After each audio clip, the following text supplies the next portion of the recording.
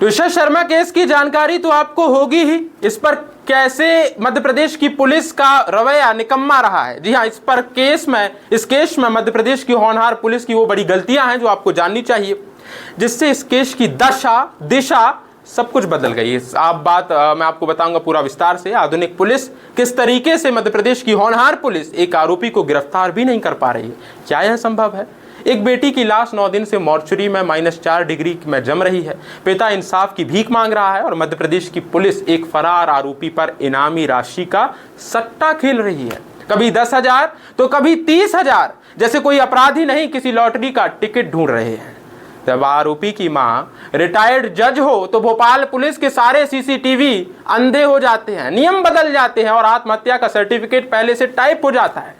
अंत तक बने रहिए, क्योंकि आज दालापेटा पर मैं भोपाल पुलिस की उन 5 बड़ी चूकों को पर्दाफाश करूंगा और बताऊंगा और सिद्ध करूंगा कि कैसे कानून सिर्फ गरीबों की झोपड़ी उजाड़ने के लिए है और रसूखदारों के बंगलों पर तो खाकी वर्दी सलाम ठोक रही है। नमस्कार, दालापेटा पर आप देख रहे हैं वीआईपी रसूख के आगे घुटने टेकती पुलिस पर हमारी ये खबर, और मैं हूं आपके साथ आदर्श पांडे। आज बात उस बेशर्मी की जिसने एक मृत बेटी के इंसाफ का गला घोंट दिया है। मामला भोपाल के high profile Tushar Sharma case का है। तुषार की शॉर्ट पोस्टमार्टम रिपोर्ट में साफ लिखा है कि उसके शरीर पर मल्टीपल चोटों के निशान थे। फिर भी पुलिस ने एफआईआर दर्ज करने में 36 घंटे का समय लगा दिया। क्यों? क्या पुलिस किसी ऊपर वाले के इशारे पर मेहरबान थी क्या, या फिर जज साहिबा को अपनी अग्रिम जमानत याचिका तैयार करने का वक्त मिल रहा था? और कमाल देखिए साहब, पुलिस ने एफआईआर तब दर्ज की जब सास गिरिबाला सिंह कोर्ट में जमानत याचिका लगा चुकी थी। मतलब आरोपी को एफआईआर से पहले ही पता था केस दर्ज होने वाला है। यह पुलिस का इंटेलिजेंस था या रसूखदारों की सेवा? अब जरा जांच अधिकारी पर भी नजर डालते हैं। दिनेश शर्मा नाम है, जासूसी का नमूना देखिए इनका। जिस बेल्ट से फांसी लगाने की बात कही जा रही है, ये साहब उसे पोस्टमार्टम के वक्त एम्स में लेकर ही नहीं पहुंचे। 48 घंटे बाद वो बेल्ट डॉक्टरों को सौंपा गया।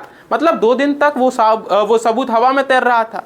इन पर पहले भी एक जिम में घुसकर दादागिरी के आरोप हैं और लगते आए हैं। क्या ऐसे मामले पर ऐसे दागी अफसरों को सौंपना उचित था क्या? भोपाल पुलिस कमिश्नर को इसका जवाब देना चाहिए। तुषार शर्मा केस कितना बड़ा है और इस पर पुलिस का रवैया कितना नीचा है, ये भी आपको बताऊंगा। खैर, परिजन चीख चीख कर कह रहे हैं कि कटारा हिल्स थाने में उनके साथ बदसलूकी की गई, उन्हें धक्के मारकर गेट बंद कर दिए गए। थाना प्रभारी सुनील दुबे कह रहे हैं कि सब झूठे हैं, सब झूठी बात है, हमारे थाने में सीसीटीवी है। अरे दुबे जी, अब आपका डीवीआर जब्त होने के बाद भी उसके फुटेज आरोपी पक्ष तक पहुंच रहे हैं, कैसे हो सकता है? थाने में सीसीटीवी क्या भगवान के भरोसे चल रहा है क्या? और अब सबसे बड़ा तमाशा ये कि मुख्य आरोपी तुषार का पति समर्थ सिंह 9 दिन से फरार है।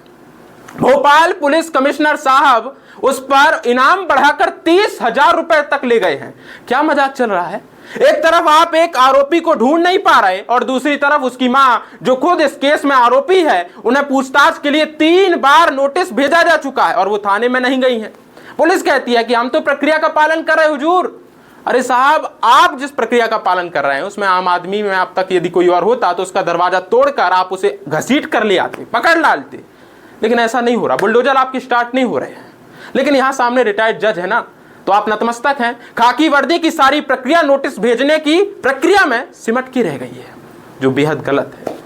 भोपाल पुलिस कितनी आधुनिक है ये तो आप जानते ही हैं। तुषार का शव डिकम्पोज हो रहा है। कोर्ट कह रहा है कि -80 डिग्री की सेल्सियस में बॉडी को रखें। एम्स कह रहा है कि साहब हमारे पास तो -4 डिग्री की ही सुविधा है। मतलब एक मृत शरीर में इस सड़े हुए सिस्टम से लड़ रहा है एक मृत शरीर। पिता सिस्टम से लड़ रहा है जिंदा। ये कैसा नियम है? आम आदमी के लिए फांसी का फंदा किस तरीके से चल रहा है, रसूखदारों के लिए सुरक्षा कवच बन गया है। क्या एक मृत बेटी के शरीर पर मिले चोट के निशान पुलिस को नजर नहीं आते? या वीवीआईपी रसूख के आगे उनकी आंखें अंधी हो गई हैं? इस खाकी की नाकामी और सिस्टम की बेशर्मी पर आपकी राय क्या है?